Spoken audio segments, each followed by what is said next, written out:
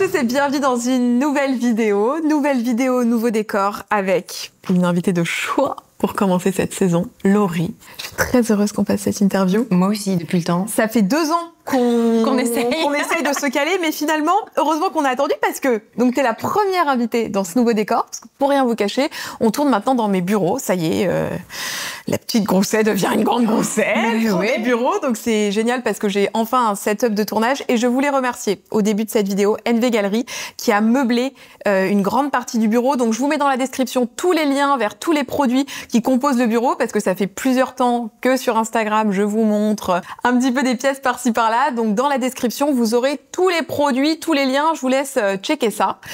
Ça fait 2 ans qu'on doit faire cette interview. Et il s'est passé beaucoup de choses, surtout cette année. Ouais. Parce qu'en 2024, c'est le grand comeback musical. Cette année, avec les Hyper Laurie. Donc c'est un double album, c'est ça? En fait, c'était 2 EP. Ouais. Et l'idée, c'était vraiment de reprendre les anciens titres, de les réarranger, ressortir d'une nouvelle façon pour que le public les redécouvre en duo avec la jeune génération qui était fan à l'époque, quoi. Il y a Bilal, il y a Adé, Kalika, Bro, Piche. Il y a Leslie Medina dans le EP numéro 2. Il y a Rory. Il y a des remixes aussi. Enfin voilà, c'était très touchant de faire ces feats avec ces artistes parce que ce qui était assez rigolo, c'est quand ils arrivaient en studio, ils disaient « Waouh, mais je suis en studio avec Laurie là et je chante la chanson que j'écoutais quand j'étais petit et tout. » Alors qu'aujourd'hui, c'est moi qui... J'ai un peu cette émotion. Je ne te pique pas, là, je me contiens, je me mets vraiment une image sérieuse, mais effectivement, Carapace, filtre. Voilà.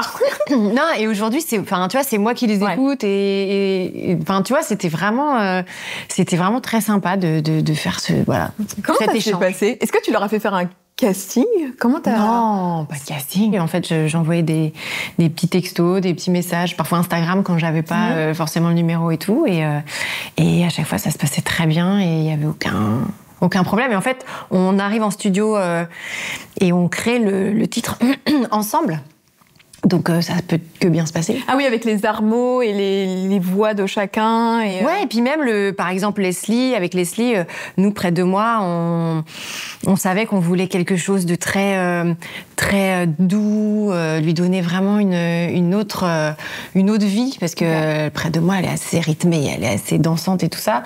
Et on s'est dit, viens, on fait vraiment une sorte de titre très tendre, très doux, pour que les paroles ressortent bien, et qu'on fait des armots dans le refrain pour vraiment mettre en valeur les voix et tout. Et en studio, après, on est allé, donc c'est PL, avec qui je bosse tout le temps, qui produit tous les titres, et on lui a dit, voilà, on voudrait un truc comme ci, comme ça. Donc au début, on essaye un truc piano, on essaye avec des nappes, ah non, ça va pas, viens, on essaye ce son-là, Et tous ensemble, en fait, on crée le titre comme ça. Moi, ça fait combien de temps que tu prépares ce retour musical? Parce que, tu vois, il y a vraiment ce truc de 20 ans après. Ouais. Parce que c'est vrai que ça fait 20 ans que tu avais quitté vraiment la grande scène musicale, on va dire. Pourquoi 20 ans après? 20 ans, je trouve que, tu sais, je sais pas, c'est... Déjà, il y a le titre à 20 ans. Oui. Qui a été aussi un titre hyper populaire, ouais. Voilà. Et 20 ans, c'est quand même une étape. Tu vois ce que je veux dire? Et puis c'est vrai que quand tu regardes bien, tous les 20 ans, cycle. Ouais, t'as les choses qui reviennent. Et au niveau nostalgie, au niveau mode, au niveau musical, tous les 20 ans, il y a toujours un truc... ça revient tout le temps. Et je pense que c'était aussi un peu le bon moment, parce que les gens, aujourd'hui, ils sont vachement nostalgiques de il y a 20 ans. Mais de tout, en fait. Dans la musique, c'est ça, exactement. Dans la télé, tu vois, avec... les émissions, la Starac... Secret qui reviennent. Exactement. Plein d'émissions qui reviennent. Donc, c'est ça, il n'y a pas que... C'est comme je te disais, dans la mode, dans les films, il y a plein de refs d'il y a 20 ans qui reviennent. Comment t'es entourée aujourd'hui professionnellement? Est-ce que t'as une maison de disques? Moi, j'y connais rien à tout ça. Ouais. Comment ça se passe? Non, j'ai pas... en fait, je suis ma propre productrice. Ok. Mais j'ai une équipe, j'ai des distributeurs. D'accord. Voilà, et donc je me suis formée ma petite équipe Donc j'ai un directeur artistique avec qui on bosse sur les directions musicales. J'ai un PL avec qui je fais tous les titres, qui est mon producteur musique, qui me trouve tous les bons sons, les bons arrangements et tout ça. Et j'ai mon équipe promo. Ok. Voilà. Et par rapport à l'époque, quelle est la différence à l'époque, j'étais chez Sony.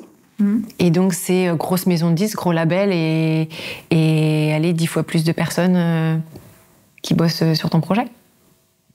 Mais c'est pas parce que t'es plus que tu bosses mieux, en fait. Ça dépend. Tu te sens épanouie, là, dans cette, dans cette façon de travailler? Oui. Où il te manque des choses? Non, je suis épanouie parce qu'au final, c'est moi qui prends les décisions et je suis plutôt libre de faire vraiment ce que je veux, en fait. Donc, tu vois, la liberté, oui, parfois ça a un prix. C'est vrai qu'il y a moins de personnes. Parfois, j'aimerais avoir peut-être des personnes pour gérer plus ceci, plus cela, et donc c'est plus à moi de le faire, mais c'est pas grave. En même temps, j'apprends plein de choses. Est-ce que tu avais une sorte de garde rapprochée, tu vois, qui t'entoure? Tes parents sont là? Ouais. Comment ça se passe? Ouais, à l'époque, il y avait mes parents qui étaient très présents. Mon père était quasiment tout le temps là, parce que je lui avais demandé, j'avais besoin qu'il soit à mes côtés. Et j'avais, selon où on allait, où j'allais, mais en tournée, c'est sûr, j'avais un ou des gardes du corps qui étaient là, tout le temps. T'étais tout le temps entourée de personnes. Ouais. Et comment tu passes de la glace à la scène? Oui. C'est très beau, ça. De glace au feu. De la glace à la scène. Alors déjà, fracture du ménisque. Oui. Qui fait que, justement, je ne peux... Enfin, si, j'aurais pu continuer, mais moi, je voulais vraiment être championne, donc... T'avais quel âge à ce moment-là? 16 ans. Oui, donc là, t'étais en sport-études. Ouais. Et vraiment prédestinée à une carrière dans le patin. En tout cas, je me donnais les moyens. Okay. Je devais faire les championnats de France et je me suis pété le ménisque, quelques mois avant les championnats de France. Sur la glace? Ouais, en fait, ce qui s'est passé, c'est que c'était ma jambe de réception. C'est la jambe à chaque fois qui atterrit, là. Elle prend des coups, quoi, tu vois. Et je devais avoir peut-être une fragilité déjà de base. Et donc, le ménisque, à force de bim, bim, bim, puis de chuter, puis de, tu sais, les torsions et tout, à un moment donné, ça a fait crack. Et mon problème, c'est que je m'écoute pas et j'ai un rapport à la douleur qui est assez étrange. Et donc, j'avais mal, mais je disais rien et je continuais. Et en fait, fallait pas, quoi. Fallait plutôt que je m'écoute. Et voilà. Ok. Donc, ça pète. Ça pète. Donc là, tu comprends assez vite que c'est fini pour patiner? Non, parce que je suis assez têtue. Donc, le chirurgien, après l'opération, me dit il faut 6 à 8 mois avec rééducation. Évidemment, au bout de 1 mois et demi, j'étais sur la glace. Parce que je me dis, les championnats, c'est bientôt. Et puis, si je reprends plus vite, j'aurai moins perdu. Donc, peut-être que je peux quand même les faire. Je me le répète une deuxième fois. Je me fais opérer une deuxième fois. Et là, le chirurgien me secoue un peu en me disant écoute ma cocotte, je crois que t'as pas bien compris qu'on parlait de ton corps et que si tu t'en prends pas soin, là t'as que 15 ans ou 16 ans, tu pourras plus jamais rien faire de ta vie, tu pourras plus faire de ski, de snow, de wake, de trucs, donc je te conseille vraiment de faire attention. Là, j'ai attendu 6 à 8 mois, rééducation à fond et tout, et dès que j'ai repris l'entraînement sur la glace, en fait j'avais peur. C'était psychologique. Dès que je prenais un élan pour faire un saut, je flippais de me le répéter, d'avoir mal et tout ça. Donc, j'ai préféré arrêter. Même si c'est moi qui ai choisi, qui ai pris cette décision, je me suis quand même effondrée en larmes devant mes parents quand je leur ai dit « Je veux arrêter le patinage !» On me dit « Mais pourquoi tu pleures si c'est toi qui... » Je dis « Parce que moi, je veux devenir championne. Je veux pas faire... Tu vois, je voulais pas... Je voulais pas d'autre chose, quoi. C'était un peu tout ou rien, en fait. Ouais. je sens que là, je prends un fil là, que je vais pouvoir bien l'étirer. Ouais, tu vois, moi, c'était mon rêve, c'était ça. Et j'entraînais déjà les petits au club. Voilà, on avait fait des spectacles, tout ça, de fin d'année, tout ça. Après, on m'avait dit, mais vas-y, continue, peut-être que tu pourras... Moi, je voulais pas, tu vois, je sais pas, peut-être que si j'avais continué, j'aurais été clochette à Holiday on Ice, ce qui aurait été peut-être super, j'aurais eu une autre vie et j'aurais été aussi heureuse, j'en sais rien. Mais en tout cas, c'était pas mon choix, voilà. Donc tu mets un stop à cette carrière-là. Est-ce que tu commençais à chanter ? Vite fait. En fait, ce qui est assez rigolo, c'est que à cette période-là, à peu près, avec le collège, on fait une sortie. Et avec toutes les copines, toujours, on se mettait au fond du bus, là, au fond du car. T'étais la team du fond du car. Ouais, la team du fond du car. Et à chaque fois, on chantait toutes. Et puis, c'était l'époque de Sister Act. Donc, il y avait ces trucs gospel et tout, et on chantait. Et à un moment, on se dit, allez, venez, on chante toute une par une et tout. Ouais, allez, on chante. Et à un moment, je me mets à chanter. Et tout le monde me regarde, fait, putain, mais tu chantes super bien. Ah bon ? Ok. Et là, je fais, ouais, je sais pas, ouais, peut-être. Mais, tu vois, c'était la première fois qu'on me disait, tu chantes bien, quoi. Mais toi, au fond de toi ? Ah, mais moi, j'adorais chanter. Ah oui, ouais, j'adorais chanter et j'adorais faire des shows, tu vois, depuis toute petite, je faisais des spectacles devant mes parents comme tu faisais tout le monde, quoi. Bien sûr, avec les cousins, voilà. Il fallait que tout le monde s'asseye. Voilà, regardez-nous et tout, les brosses à cheveux. Mais comme je m'étais mise dans un truc, ouais, patin, tu vois, pour moi, le chant, je l'avais vraiment mis de côté. Et là, en fait, il y a la transition, finalement. Et là, il y a la transition où mes parents me disent, OK, tu veux plus faire de patin, réfléchis à ce que tu as envie de faire. Parce que moi, j'étais passée dans une petite phase de dépression, pas très bien, tu vois.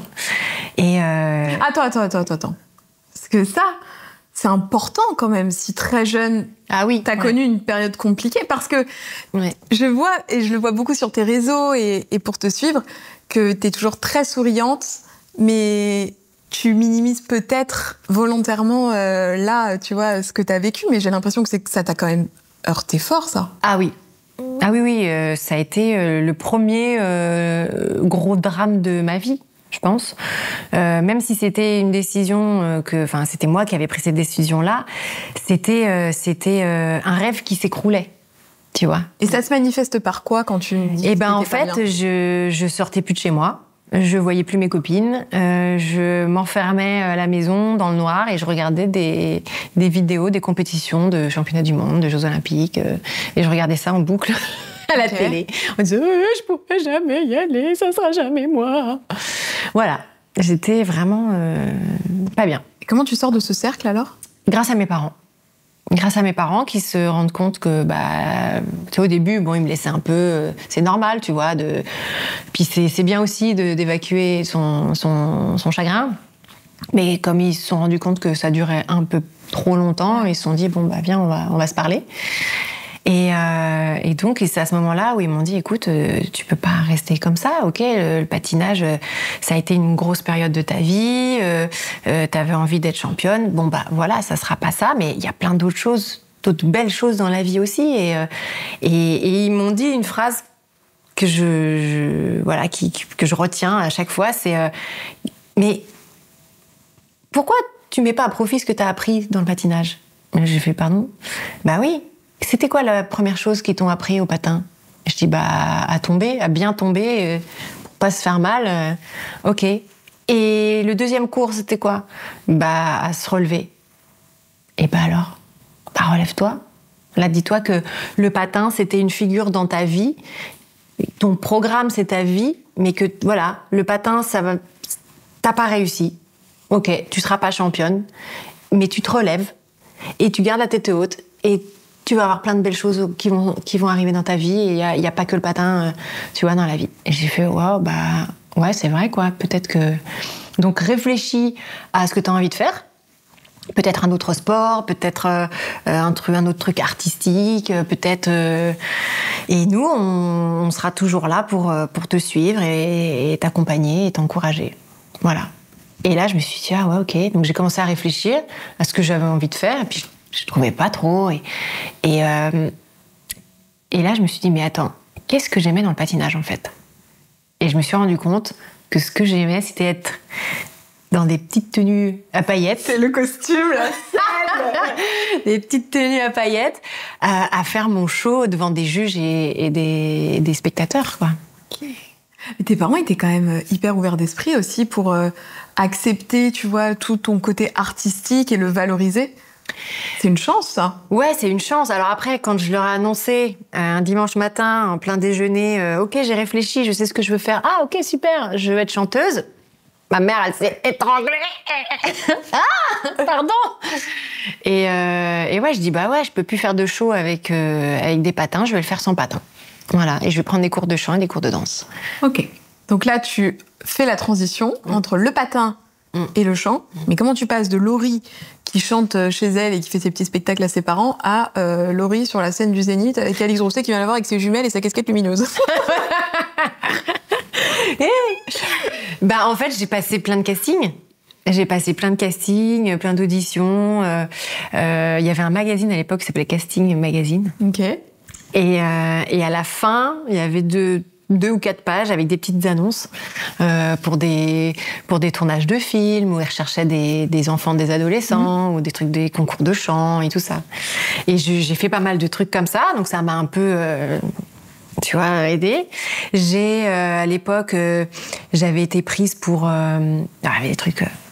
j'étais pas prise du tout. Ce qui était drôle, c'est que aujourd'hui, quand j'y pense, je me dis, mais la honte, enfin, qui j'étais pour dire ça? C'est-à-dire que quand j'étais pas prise pour quelque chose, j'allais le voir, je dis, alors, vous pouvez m'expliquer pourquoi j'ai pas été prise? C'est important le feedback, hein. Bah ouais, tu vois, déjà... On va savoir, parce que pour se corriger, pour se faire, tu vois, pour s'améliorer. Hein. Ok, et donc il me disait, ok, bah voilà, nanana, ok, d'accord. Et... Je sens que je vais adorer cette anecdote. Je dis, regardez-moi bien et retenez bien mon nom. Un jour vous le regretterez. Attends, est-ce qu'un jour, de ce fait, il y a quelqu'un à qui t'as dit ça, qui t'a réécrit en te disant, ah, j'aurais rêvé de ça. Mais attends, mais t'avais raison.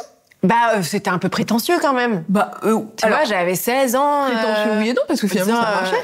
Oui, mais imagine, ça enfin, après, ça marche pas, on s'en fout, je les retrouve pas, mais j'étais tellement sûre de moi, et j'étais tellement... C'est ça qui a marché, t'avais la gagne, t'y croyais. Si toi-même, tu te convaincs pas toi-même que tu vas y arriver... Non, mais c'est sûr, mais tu peux te convaincre toi-même sans aller dire aux gens, ouais, vous allez le regretter. Je trouve ça fou. Enfin, bon, bref. Et j'avais été prise donc à l'époque pour faire un spectacle pour enfants. Ok. Baby Boom Dance au Zénith de Paris. J'avais 16 ans, j'ai fait 6 fois le Zénith de Paris et blindé. J'ai dit, mais qu'est-ce que je fous là? C'était ma première scène. Ouais, c'est pas j'étais dégueu, en stress. Commencer par le Zénith. Ouais, commencer par 6 000 personnes. J'étais comme ça à chaque fois. On faisait 3 spectacles par jour. On en a fait 6 dans le week-end. Waouh. Ça commençait bien. Et puis après, j'avais été prise pour être chanteuse choriste et danseuse pour une émission pour enfants pour France TV. Je sais pas si tu te souviens La planète de Donkey Kong. Non. Un gros dinosaure, tu vois, en dessin animé. D'accord. Et moi, j'étais derrière, je faisais... Ok. Voilà. Et enfin voilà, des petits trucs comme ça, jusqu'au jour où mon papa, qui travaillait à RTL, assez régulièrement, quand j'avais des bonnes notes, j'avais le droit de venir à une émission qui s'appelait à l'époque Studio 22. Il y avait des chanteurs qui venaient. Et depuis toute petite, j'allais voir cette émission-là, même quand j'avais 6-7 ans et que je voulais être championne de patinage. Et le présentateur, c'était Vincent Perrault. Et Vincent Perrault, à l'époque, quand j'avais 6-7 ans, il me disait, lui, il était parrain d'un magazine qui s'appelait Jeune et Jolie. Et il disait, mais je suis parrain d'un magazine, est-ce que tu veux pas faire des photos pour le magazine? On cherche des petites filles comme toi pour faire montrer les vêtements et tout, machin. Et moi, je disais, ah non, je m'en fous de ton... En gros, je m'en fous de ton magazine. Moi, ce que je veux, c'est être patineuse. Donc, faire des photos, ça m'intéresse pas. J'ai raconté ça aux copines à l'école le lendemain. Enfin, mais t'es folle! Tu pourrais être une star sur un magazine et tout. Je suis, non, mais moi, je m'en fous d'être une star. Moi, je veux faire du patin. Bref. Et... après, par la suite, quand je m'étais pété le genou, j'ai été voir Vincent, je dis, bah voilà, maintenant, j'aimerais devenir chanteuse. Je sais pas si un jour, t'entends un truc, j'en sais rien, ok, d'accord. Et ce fameux Vincent, c'était quand? C'était en fin août, non, mi-août 2000. Il laisse un message sur répondeur, parce qu'à l'époque, on n'avait pas tous des portables. Et le répondeur de la maison, tu sais, où t'avais plus de claque. Et voilà. Et il dit, voilà, rappelez-moi vite, je j'ai eu vent qu'il y a quelqu'un qui recherche une chanteuse pour interpréter ses titres et tout ça. Il voit plusieurs filles, mais je suis sûre que Laure, ça pourrait le faire. Voilà. Donc on l'a rappelé, il nous a filé les coordonnées, et c'était Johnny Williams qui était qui est devenu après mon producteur de l'époque. Donc c'est grâce à Vincent qui a tenu un peu sa promesse et qui t'a pas dit un oui en l'air. Il a vraiment tenu sa promesse, ouais. Et ça décolle très fort. Combien de temps après cette première rencontre? Je l'ai rencontré fin août, j'ai rencontré Johnny. On signe chez Sony fin novembre. Direct, t'es dans le grand bain, là. Ouais. Le single sort le 2 mai, le jour de mon anniversaire, 2001. Et après, donc c'est près de moi, ça a très bien marché. Deuxième single, Ta meilleure amie, et voilà, c'était... Voilà. Et à ce moment-là, t'as quel âge 19. 19, ok. Donc 19, c'est le tout début de ta carrière. Ouais. J'ai signé, j'avais 18, et après, 19 ans quand ça a cartonné. Et tu faisais d'énormes tournées, d'énormes concerts. Je me souviens, et je pense que beaucoup ont vu des images. En tout cas, moi, de ce que j'ai dans ma mémoire quand j'étais venue te voir en concert, c'était vraiment... T'étais une pop star dans tout ce que ça englobe, et peut-être aussi à comparer avec des stars de Disney à l'époque. Tu vois, les Hannah Montana, Miley Cyrus, où c'était vraiment du show, t'avais de la danse, du chant. Tout à l'heure, on en rigolait quand on se faisait maquiller, mais moi, j'ai souvenir de toi qui descendais du haut du zénith avec t'avais un baudrier, avec les dreads, les tenues, tu te changeais je sais pas combien de fois par concert. Tu chantais, enfin, c'était hyper complet. Et j'entendais une émission ou une interview, je sais plus où j'ai vu ça, de Taylor Swift, tu sais, comme elle a fait sa grande tournée, qui disait que pour s'entraîner pour ses tournées, elle courait sur un tapis, elle chantait ses chansons et elle courait sur un tapis. Et je me suis jamais demandé comment toi tu préparais ça physiquement. Exactement pareil. En fait, avant chaque tournée, j'avais un nutritionniste, une coach vocale et un coach sportif. Ok. Et à chaque fois, en plus de tout ça, j'allais faire des footings et je mettais en fait ma playlist dans l'ordre du concert. Okay. Et quand il y avait une chanson speed, choré à fond, donc là j'y allais à un rythme assez soutenu. Et quand c'était une balade, hop, tu vois, j'allais plus doucement parce que le corps a une mémoire. Et si tu veux pas avoir des points de côté en pleine tournée où t'es là et que t'as du mal à reprendre ta respiration, en fait, tu fais ça. Moi, je faisais ça, peut-être 6 mois, même avant le premier concert, pour que ton corps, il ait vraiment une mémoire et que, en fait, après, ton corps, il sait que, là, tu vas y aller à fond pendant 2 minutes 30, mais il sait qu'après, tu vas pouvoir te récupérer, reprendre ton souffle et tout, et donc tu vas récupérer beaucoup plus vite. Et en fait, voilà, je faisais ça. Donc, t'avais la partie sport, la partie nutrition, c'était... Ouais. Parce qu'en fait, tu sais, quand tu pars en tournée avec des gros shows comme ça, c'est un peu comme des sportifs de haut niveau. Si tu manges mal, tu vas être fatigué, tu risques de faire une hypoglycémie sur scène. Enfin, faut manger les bonnes choses au bon moment et aux bonnes heures. En fait, moi, très souvent, je mangeais un bon plat de pâtes. Ah oui, attends, comment ça se passe? Ça, j'aime trop savoir. Comment ça se passe? Moi, mon truc, c'est un bon plat de pâtes. C'était 2 heures avant le show, quoi. Ok, donc tu manges ton plat de pâtes. Ouais. Et donc après le show, qu'est-ce que tu mangeais? Eh ben, mon petit truc à moi, c'était une banane avec de la pâte à tartiner. Le goûter de Laurie post-concert, n'hésitez pas, les bonnes recos. C'est tellement bon. C'était ma petite récompense après l'effort. Parce que c'est quand même un rythme de folie. Heureusement finalement que tu as vu le patin avant et donc un entraînement sportif. Ouais. Parce que du jour au lendemain, ça a été tellement vite finalement entre le premier son et les grosses tournées que si t'as pas avant été bien... Et quand je partais en tournée, la plupart du temps, je perdais minimum 5 kilos. Bah tu m'étonnes. C'est pour ça qu'il faut bien manger les bonnes choses. Tes parents venaient avec toi? J'essayais de les emmener un max possible, ouais. Comment tu vis psychologiquement ces moments de concert où t'es face à une salle avec des milliers de personnes?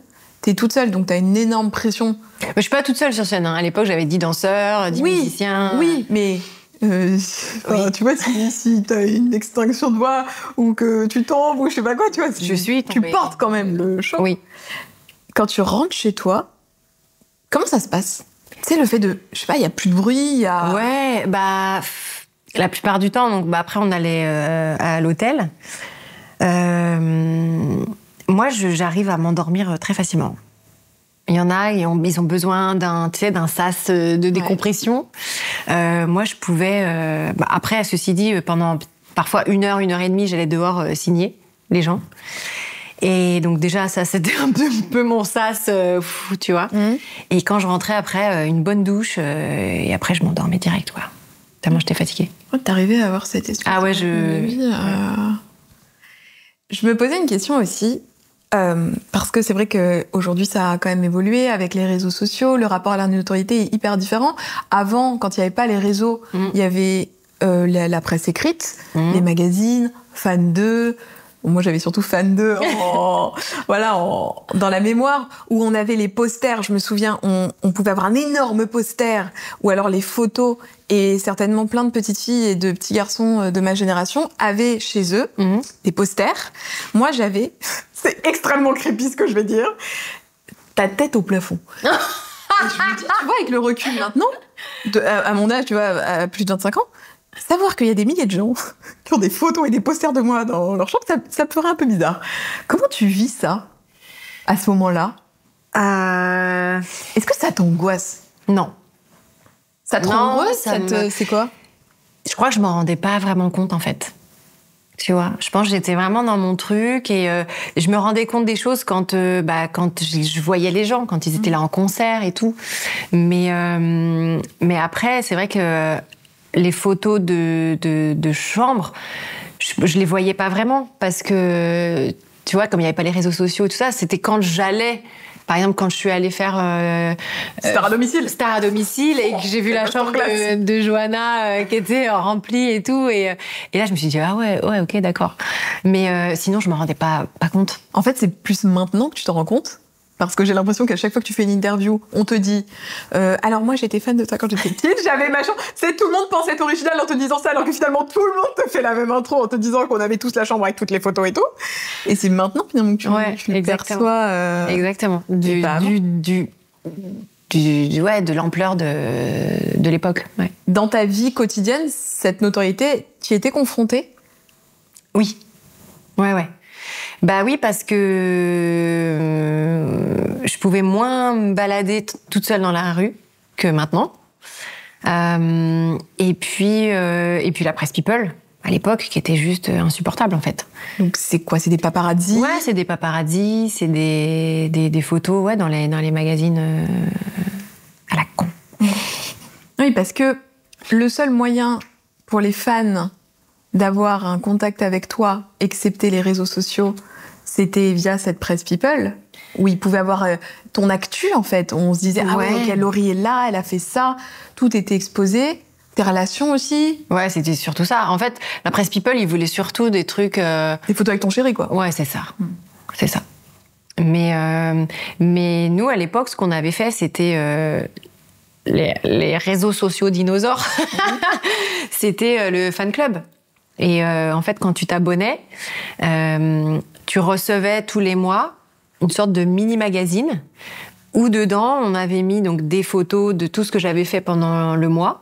Et je décrivais ce que j'avais fait en disant voilà, aujourd'hui j'ai fait une séance photo pour ça, on a tourné le clip de je sais pas moi, ensorcelé à Tahiti, et c'était génial, et on mettait plein de photos et je racontais voilà, on a fait ci, on a fait ça, et c'était un peu les réseaux sociaux c'était entre le blog et la newsletter finalement. Oui, voilà, exactement. Donc toi, ça te permettait d'avoir le contrôle sur ce qui sortait à ce moment-là et de ton image. En revanche, là où tu n'avais pas le contrôle, c'était effectivement sur tout ce qui était paparazzade, les gens qui te suivaient.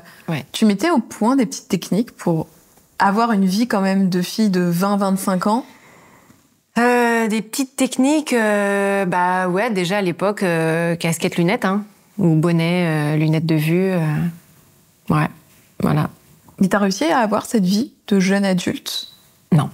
Moi, j'ai pas eu une adolescence normale, ou de jeune adulte normale, ouais. Est-ce qu'avec le recul, ça t'a manqué ou pas? Écoute, non, ça m'a pas manqué, même si je sais qu'il y a des choses que je n'ai pas faites. Ça m'a pas manqué parce que j'ai vécu des choses tellement dingues que, tu vois, c'était un choix. Voilà. Il y a un truc qui m'a marqué quand j'ai préparé l'interview, c'est que j'ai regardé énormément d'interviews de toi, du passé, même les interviews récentes. Et je trouve que dès très jeune, tu répondais mais hyper bien en interview. T'étais sûre de sur tes acquis, parfois sur tes appuis, parfois face à des questions qui pouvaient un peu te décontenancer. Ouais. Est-ce que t'avais un média training à l'époque? On t'aidait pour répondre aux questions Ouais, j'en ai eu un. En fait, ma toute première, Sony m'avait calé donc ma première après-midi interview. Donc c'était avec au début des médias assez cool. Donc c'était toute la presse jeune, comme tu disais, Fan 2, Salut, Star Club, Podium, machin. Et comme j'avais jamais fait ça, déjà chez moi je m'entraînais. Donc parce que à l'époque aussi, quand j'étais jeune, j'achetais ces magazines-là et je regardais je regardais les questions qui étaient posées aux artistes et je me disais ok, bah alors moi pour cette question-là, je répondrais ça et puis cette question-là, je répondrais ça. Donc déjà, je m'entraînais moi toute seule et je me souviens très bien donc la personne qui s'occupait de moi chez Sony pour la presse m'avait dit bah tu viens le matin, on se fait un petit training pour qu'ensuite tu sois prête pour l'après-midi, voir comment ça se passe et tout. Écoute, ça s'est tellement mal passé. Je me suis mise à pleurer. Il m'a dégoûtée du truc. J'avais plus envie de donner d'interview. J'étais là, non, je veux pas y aller. Il dit, non, mais sache que là, j'ai été quand même très dure avec toi. Je t'ai posé plein de questions pièges et tout, machin. Normalement, ça va pas se passer comme ça. C'est pour vraiment que tu vois le plus dur, quoi, de la chose. Je fais, ouais, ok. Et après, quand je suis arrivée devant les journalistes, je me suis dit, oh, mais ils sont super cool, en fait. C'est pas ce qu'on m'avait dit. Tu vois, voilà. T'avais des copines dans le milieu? Parce que c'est vrai qu'on voyait beaucoup de photos de toi ou d'articles de toi. Il y avait ta relation qui était exposée, toi. Ouais. Mais je me demandais, est-ce que vous aviez un genre de crew, je sais pas, de chanteuse de l'époque? Non, à l'époque, non, il n'y avait pas de copines. C'était...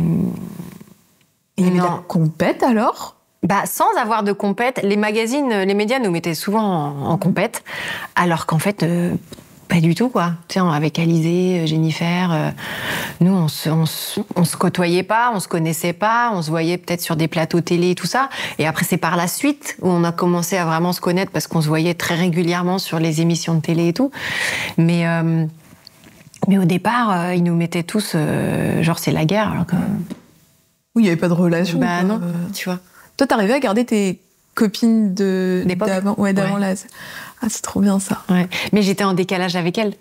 Ouais. Tu vois, parce que parfois j'étais là, je les appelais, je dis aujourd'hui j'ai rien et tout. Venez, on va faire un shopping, on va au ciné ou non, moi j'ai cours en fait. Ah oui, c'est vrai, t'as cours. Venez, je sais pas, on part une semaine en vacances, on va là et tout. Bah ouais, mais moi j'ai pas d'argent en fait. Et tu vois, et à chaque fois, j'étais vite en décalage avec elle. Mais on est restés toujours très proches. Moi, mes amis, c'est mes amis que je connais depuis... Et elles ont vu toute l'évolution. Ouais. Mais c'est vrai qu'il y a ce sujet de décalage aussi, peut-être par rapport au public. Parce que toi, quand tu chantes, donc t'as entre 20 et 25 à cette grosse période, ton public a quel âge à ce moment-là? Ça dépend. Il y a beaucoup de jeunes, d'enfants et d'ados, enfants-ados. Et puis peut-être les parents qui accompagnaient aussi, tu sais, qui aimaient bien les mamans, les papas aussi qui devaient être derrière. Est-ce qu'à un moment donné, t'as voulu être en rupture avec cette image de chanteuse pour enfants? Je refais un parallèle encore avec une star US parce que je trouve que le parallèle est assez criant avec Miley Cyrus. Donc, quand elle était dans Hannah Montana, elle a expliqué dans plein d'interviews qu'à un moment donné, elle avait envie de casser cette image. Et là, c'était encore plus gros parce que c'était une image Disney. Ouais. Tu as ressenti ça un moment? Pas forcément casser l'image pour la casser, mais j'avais envie d'évoluer. J'avais envie de nouvelles sonorités dans mes titres. J'avais envie de nouveaux looks. J'avais envie d'être plus en harmonie avec moi-même. Et en fait, j'avais juste envie de m'écouter et de suivre mes envies, tu vois, tout simplement. D'où des albums après un peu plus électro, avec des looks un peu plus féminins, un peu plus sexy. Et voilà, ouais, j'ai essayé de toujours m'écouter. T'étais libre de ça, de l'image de Laurie? Ouais, j'ai été quand même... quand je voulais pas quelque chose, de toute façon, l'équipe savait que j'allais pas le faire, quoi. Tu vois. Ça t'a permis, je pense, de garder aussi le contrôle sur pas mal de ce qui choses. sortait et que même aujourd'hui, 20 ans plus tard, finalement, tu peux te réapproprier aussi tout ça. Exactement. Si t'avais été... Attends, comment je pourrais poser cette question? Si, à l'époque, il y avait les réseaux sociaux d'aujourd'hui, comment t'aurais communiqué à 20 ans? Tu vois, aujourd'hui, il y a toute la nouvelle génération, les sortants de la Starac, ils sont hyper présents sur les réseaux, la promo se passe beaucoup sur les réseaux, il y a des indices, il y a des trucs, des stories, ou au contraire, t'as des gens qui vont vraiment faire une rupture avec les réseaux et qui veulent pas trop l'utiliser et garder cette image juste d'artiste et pas créateur de contenu, parce que maintenant tout se mélange, tu vois, les artistes deviennent influenceurs, les influenceurs artistes, il y a une espèce de mélange. Comment toi t'aurais géré les réseaux à l'époque, tu penses? Je pense que j'aurais été dedans. Je pense que je m'en serais amusée. Tu nous aurais fait des stories. Aujourd'hui, je suis au concert aux Zénith. Ouais, tu sais que je suis la première artiste française à être sortie d'Internet. Ah oui, alors attends, raconte cette anecdote. Donc mamie réseaux sociaux, elle... pas mamie réseaux sociaux parce que t'es hyper on point sur les réseaux, tu nous fais des vlogs et tout, moi j'adore. Mais c'est vrai que ton titre... C'est quoi cette histoire exactement? Je me souviens. C'était en fait quand on est allé voir Sony en 2000 avec les... On n'a pas été voir que Sony, on a été voir toutes les maisons de disques et elles étaient assez indécises en fait, tu vois. C'était c'est bien, le titre il est bien, mais Laurie on la connaît pas, elle a jamais rien fait avant, tout ça. Donc c'était ni oui ni non, tu vois. C'était pas gagné pour que ça signe. Et donc avec Johnny, mon producteur de l'époque, Internet venait d'arriver et il y avait un site musical qui s'appelait peoplesound.fr, il me semble. Et on a mis le titre dessus. Et là, en 3 mois, on a eu 15 000 écoutes. Ce qui était énorme pour l'époque. Énorme. Ouais. Énorme parce que tout le monde n'avait pas d'ordinateur chez soi. Tout le monde n'avait pas Internet chez soi. C'était juste un truc de dingue. Et en fait, grâce à ce nombre d'écoutes, ça a été, les 15 000 écoutes, ça a été une belle carte de visite pour après retourner voir les maisons de disques en disant, regardez ce qui se passe. Ah ouais, là, il y a un engouement et tout. Ok, on y va. Finalement, c'est pas si mal que ça. Ah, c'est vrai, donc oui, grâce aux réseaux sociaux. Ouais. Comme quoi, ça n'a jamais arrêté. Et aujourd'hui, c'est quoi ton rapport avec les réseaux? Écoute, c'est un rapport assez cool. Je poste quand j'ai envie de poster. Je poste ce que j'ai envie de poster. Et c'est... ça peut être... de la musique, sur du boulot et tout ça. Ta vie aussi de famille. Ma vie un peu, maman. Un peu ma vie de famille. Alors on verra jamais ma fille, hein, mais on l'entend souvent. Des petits moments. Hier, je voyais, tu mettais dans ta story qu'elle chantait sur tes titres. Elle fait des shows. Comme nous tous, hein. T'as commencé à faire des shows. Elle fait des shows. Exactement. Ouais. Elle chante sur les anciens. Mais sur mes chansons. C'est trop génial. Je sais pas, j'ai l'impression d'être au travail, je rentre à la maison. Non, mais elle est trop mignonne, franchement, elle me fait trop rire. Ça dépend. Ça peut être les anciens, comme les nouveaux. Elle aime aussi beaucoup les nouveaux. Et non, elle me fait rire. Forcément, à un moment donné, il va y avoir cette question sur qui est maman. Ah, elle a compris. Elle a compris. Elle a quel âge, là 4 ans. Ah, alors, comment tu lui as présenté ce métier qui est un peu particulier quand même, tu vois? Non, et en plus, quand on lui dit « Qu'est-ce que tu veux faire plus tard ?» Elle dit « Je veux chanter comme maman. » Et avec maman. Voilà, je veux chanter avec maman. Oui, d'accord, on verra plus tard. Là, ta maman à toi, elle va dire « Tu vois t'avais très envie, nous, on s'inquiétait un peu quand même. Hein. » Voilà. Mais non. Tu m'expliques comment ton métier? Alors, c'est compliqué parce que parfois, elle est déjà venue me voir, je l'ai déjà amenée à une émission de télé, où je chantais sur un air latino avec 2 petites filles. Et donc, elle était là, elle regardait et tout. Ok, maman, elle chante, elle a un micro, elle chante et tout ça. Et à un autre moment, je l'ai amenée sur le tournage de Demain nous appartient, quand j'étais réalisatrice. Et là, donc, c'était pendant les vacances. Mes parents sont descendus avec elle. Ils la gardaient la journée et tout ça. Et ils sont venus me voir parce qu'on tournait en extérieur. Et là, elle vient me voir, elle fait... Tu sais, elle voit donc tout le tournage et tout, les gens. Elle fait, il est où ton micro? Je fais, non, il n'y a pas de micro là, mon cœur. C'est un autre travail de maman. Donc tu vois, elle sait plusieurs choses. Puis elle a vu mon livre aussi, parfois dans les magasins. Elle fait « Ah, regarde maman !» Donc je dis « Tu vois, maman, elle écrit des livres, elle fait des films, elle chante et tout. » Mais elle veut être chanteuse. Puis elle a compris que... la dernière fois, elle était trop mignonne, elle me dit « Attends, quand tu chantes, t'es Laurie. Et quand tu chantes pas, t'es ma maman. » Trop mignon. Je dis, mais tu sais, quand je suis Laurie, je suis ta maman. Hein. mais tu vois, elle avait compris que j'étais Laurie quand je chantais. Il y avait pas un perso, mais un peu que tu rentrais dans... Parce qu'elle sait que je m'appelle Laure, oui, en vrai. Et donc, au début, elle disait, mais pourquoi ils t'appellent Laurie? Pourquoi ils t'appellent Laurie, les gens? Donc voilà, il a fallu que je lui explique. T'en parlais, il y a le livre. Ouais. Tu viens de dire que t'as écrit un livre, t'en as écrit plusieurs, mais là, il y a eu vraiment, en 2024, donc il y a tout eu, là, en 2024. Oui, il y a tout, vraiment, tu nous as tout drop comme ça. Il y a eu un livre hyper important et qui me tient vraiment à cœur d'en parler, puisque tu as écrit un livre sur ton combat contre l'endométriose. Qu'est-ce qui a été l'élément déclencheur pour ce livre? Je vous le mets dans la description, d'ailleurs, hein, le lien vers le livre. Quel a été l'élément déclencheur pour l'écriture de ce livre? Alors, ça a été... Donc, je parle d'endométriose. Oui. Ça, c'est super, on en parle de plus en plus, c'est génial. Je parle d'adénomiose, qui est la cousine de l'endométriose, donc les nodules sont dans l'utérus. Mais je parle aussi surtout de l'hystérectomie. C'est de retirer l'utérus. Voilà, l'ablation de l'utérus, donc une opération que j'ai subie. Et ça, en fait, ça a été la décision la plus difficile à prendre de ma vie. Et je me suis retrouvée dans des situations de doute, des situations de je disais ok, je me fais opérer, j'ai trop mal, je peux plus supporter, je me fais opérer. Et puis le lendemain, non quand même, mais non, mais et c'était tellement compliqué que je me suis dit mais il y a plein de femmes qui sont dans ce cas-là aussi. Et en fait, il y a 80 000 femmes en France par an qui font cette opération, non pas que forcément à cause de l'endométriose, tu vois, mais et je me suis dit mais si je peux aider certaines femmes en racontant mon histoire, mon parcours et comment ça s'est terminé avec une happy end quand même, avec une petite fille et puis plus du tout de douleur, je me dis ok, chaque cas est différent, mais en tout cas moi, mon cas, c'est ça, et peut-être que ça peut arriver aussi à d'autres femmes, quoi. Oui, c'est bien que tu le dises, parce que c'est vrai qu'il y a... Toi, ça a été l'issue que tu as choisie. Oui.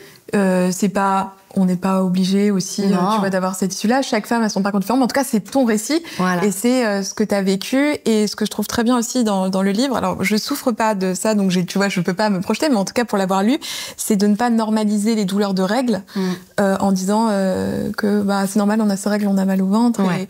Et je pense que c'est aussi pour ça que la parole se libère à ce sujet, c'est hyper important pour ne pas juste dire non, c'est bon, t'as tes règles, t'as mal au ventre, c'est normal. Ouais, c'est ça. Et ce qui m'a fait plaisir, c'est que quand je vais faire des séances de dédicaces, il y a des jeunes femmes qui viennent et qui me disent « Ah là là, merci beaucoup parce que je t'ai entendu sur tel média, telle interview sur tel réseau social. » Enfin, et tu as décrit les symptômes et je me suis reconnue. Et donc, je suis allée consulter et j'ai de l'endométriose. Et grâce à toi, je sais que j'ai de l'endométriose et maintenant, ça a été pris à temps et donc c'est super. Et donc ça, voilà, c'est super parce que c'est pour ça que j'ai écrit ce livre-là, c'est pour ça que j'en parle, c'est pour ça que, voilà, pour aider certaines femmes à essayer de prendre conscience que, y a peut-être un souci et donc, il faut aller consulter. Et parfois consulter plusieurs aussi praticiens, parce que c'est encore mal diagnostiqué. Plusieurs, c'est si on sent qu'on n'est pas écouté, qu'on n'est pas pris au sérieux, il faut aller voir d'autres médecins. Vraiment, pour trouver la bonne personne qui va être là pendant tout ce parcours, quoi.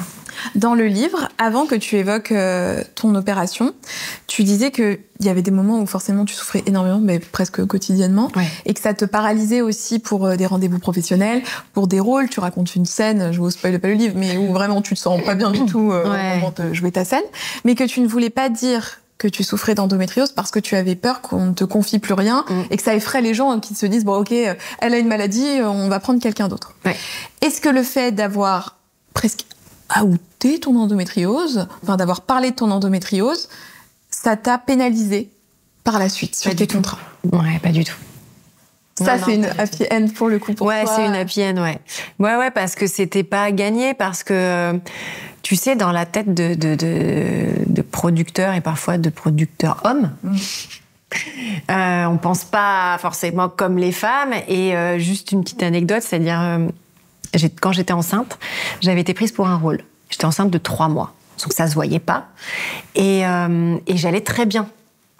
Mais avant chaque tournage, tu dois aller voir un médecin, le médecin des assurances, qui regarde si tu es en bonne santé, si tout va bien et si tu es apte à faire ce projet-là, à tourner ce film.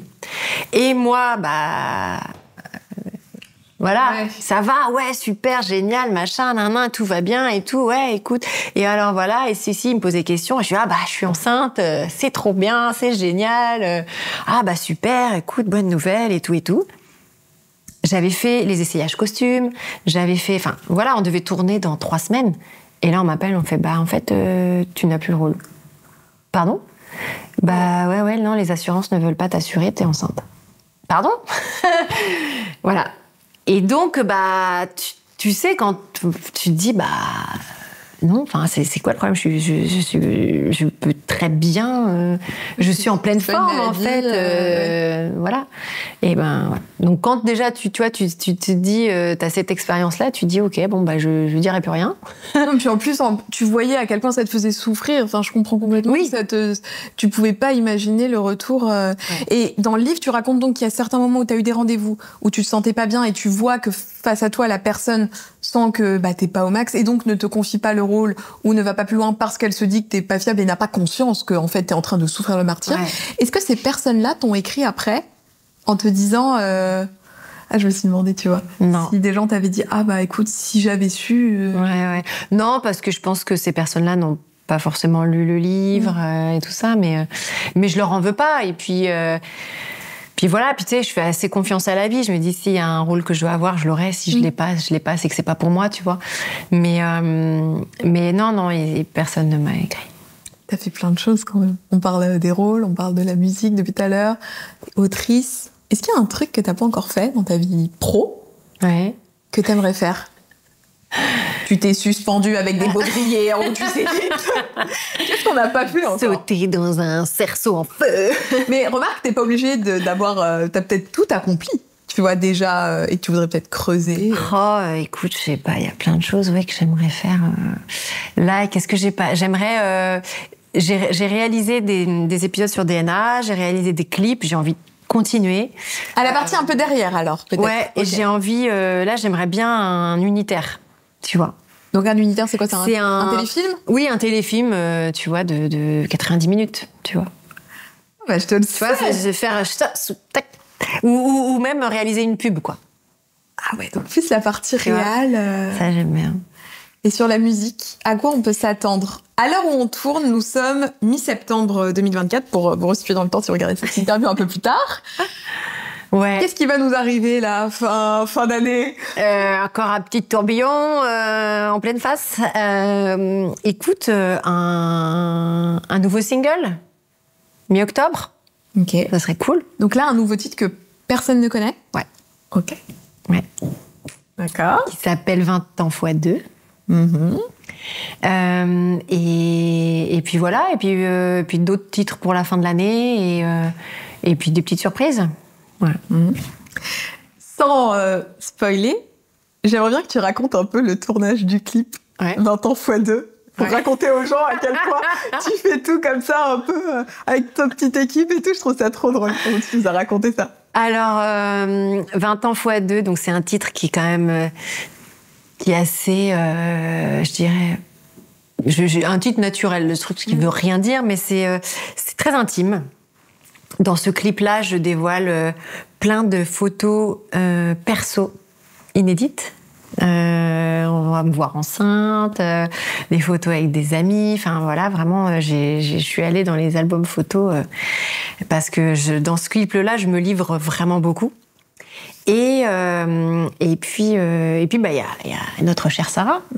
Alors, il faut vous expliquer. Qui est là. Sarah est derrière la caméra. Mais si vous êtes habitué de ma chaîne, vous connaissez peut-être Sarah, et sur mes réseaux, j'en parle beaucoup. Sarah qui est ma cadreuse, ma réalisatrice, qui me sauve dans plein de situations. Et quand on s'était rencontrés il y a 2 ans, pour raconter la petite anecdote, on s'était vus à Biarritz et c'était au moment où tu voulais relancer tes réseaux, faire des petits formats et tout. Tu m'as demandé, est-ce que t'as pas une cadreuse? Je lui ai dit, bah attends, il y a Sarah. Et donc, je t'ai branchée avec Sarah et l'histoire est trop drôle, c'est que maintenant Sarah ne me quitte plus. Donc c'est Sarah qui a cadré le clip et en fait c'est Sarah qui depuis le début nous filme en studio. Tu sais, quand tu vois des images de studio avec Bilal sur les réseaux, si vous êtes abonné au compte Insta de Laurie, vous voyez tous les petits vlogs backstage. Tous les backstage studio, c'est du Sarah qui est là toujours à la soirée La Lolita. C'est Sarah qui est derrière la caméra. Donc voilà, Sarah ne me quitte plus et je lui explique à Sarah le concept, tu vois, le clip. Je voudrais des photos, ceci, cela. Elle me dit ok, c'est super, mais il faudrait quand même faire un playback, tu vois, un truc assez naturel, assez simple et tout ça. Ouais, ok. Et puis, on essaye de se caler une date avant le début septembre. Parce qu'après, c'est le planning et tout. Donc déjà, Sarah, la petite à l'école, c'est bon, quoi. Exactement. Sarah a déjà un grand planning de ministre, faut le dire. Moi, ça commençait aussi, et donc on commence à se caler une date. Et puis je me dis, mais attends, mais là, ma maquilleuse, elle est pas rentrée, ma coiffeuse n'est pas rentrée, mon styliste, ils sont encore en vacances, tout le monde est en vacances et tout. Puis Sarah me fait, mais non, mais viens, c'est pas grave, je prends ma caméra. J'ai un endroit, je connais, qui est super joli, super sympa, c'est dans une forêt et tout, machin. On y va. Et je fais, allez, viens, ok. Donc on se dit, on y va que toutes les deux, à l'arrache. Et on a fait des plans, mais magnifiques. Je me changeais dans la forêt. Je disais à Sarah, tu me dis s'il y a quelqu'un qui arrive et tout. Donc voilà. Si vous vous promeniez dans la forêt, que vous m'avez croisé en culotte. Donc voilà. Et il y a un endroit qui est juste magnifique. Quand vous verrez le clip, voilà. Vous y penserez, merci. Où il y a un petit cours d'eau, des rochers, et je suis sur les rochers, et je chante, voilà, et je fais t'es comme un playback, je fais des attitudes et tout. Et là, juste à côté, par exemple, là, juste derrière toi, là, il y a un petit chemin, et les gens faisaient leur footing.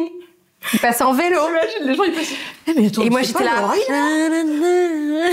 J'étais dans mon truc et les gens, ils passaient. Parfois, ils s'arrêtaient. Parfois, il y avait des chiens. Parfois, il y avait des trucs. Non, on n'a pas pu faire de making-of parce qu'on était que toutes les deux et que Sarah, c'est pas Shiva, elle a pas 30 000 mains, tu vois, pour cadrer tout. Mais c'était assez rigolo. On s'est bien marré. Non, mais je trouve ça trop cool que tu racontes ça. Sarah, on s'est bien marré. Je trouve ça trop cool que tu racontes ça et que tu racontes que parce que quand vous allez voir le clip, moi, je vois pas la différence entre ça et un clip où il y a peut-être un budget de malade. Ouais. Après, parce que j'ai peut-être pas l'œil du professionnel, mais j'ai juste l'œil de la personne qui apprécie bien Laurie. Après, tu sais, il y a des super beaux clips. C'est trop stylé, en fait. Où il n'y a pas besoin d'énormément d'équipes, il n'y a pas besoin d'un budget de dingue et d'un budget de ouf et tout. Et il suffit de trouver les bonnes idées qui vont pour la bonne chanson. Ouais. Et le clip est vraiment trop sympa. Et donc, vous penserez à cette anecdote quand vous verrez le clip. Je vous le mettrai de toute façon dans la description quand il sera sorti, comme ça. Après la vidéo, vous allez le voir. Qu'est-ce qu'on peut te souhaiter pour la suite? J'aime bien terminer comme ça. Voilà. Qu'est-ce qu'on peut me souhaiter? Écoute, du bonheur et puis d'être heureuse et en bonne santé. Ok. Merci beaucoup d'avoir pris ce temps. Écoute, franchement, ça m'a fait trop plaisir qu'on fasse cette interview. J'espère que chez vous, ça vous aura plu aussi. Comme d'hab, vous mettez dans les commentaires ce que vous avez pensé de l'interview. Je mets tout dans la description. Donc, que ce soit le livre, la boutique. Aussi. Alors, attendez, la boutique, ça, c'est fantastique. Je suis obligée de vous parler de la boutique. La boutique sur laquelle tu as ressorti tous les objets et les fringues collecteurs de l'époque. Il y a la casquette. La casquette Laurie, je l'avais, celle-ci, au Week-end Tour. La lumineuse? La lumineuse, bien sûr, avec le petit truc derrière. Les t-shirts, t'as tout ressorti, tout le merch, donc c'est vraiment génial quand on est un peu nostalgique. Les clips, les réseaux sociaux, je mets tout ça dans la description, donc allez voir. Allez suivre Laurie sur les réseaux parce que c'est un bonheur de te suivre. Moi aussi, je vous mets mes réseaux sociaux juste là, ceux de Laurie juste là. Venez nous voir sur les réseaux et surtout, dites-nous dans les commentaires ce que vous avez pensé de cette interview. J'espère que ça vous aura plu et on se retrouve très très vite dans un nouvel épisode du Clic d'Alix. À bientôt. Ciao!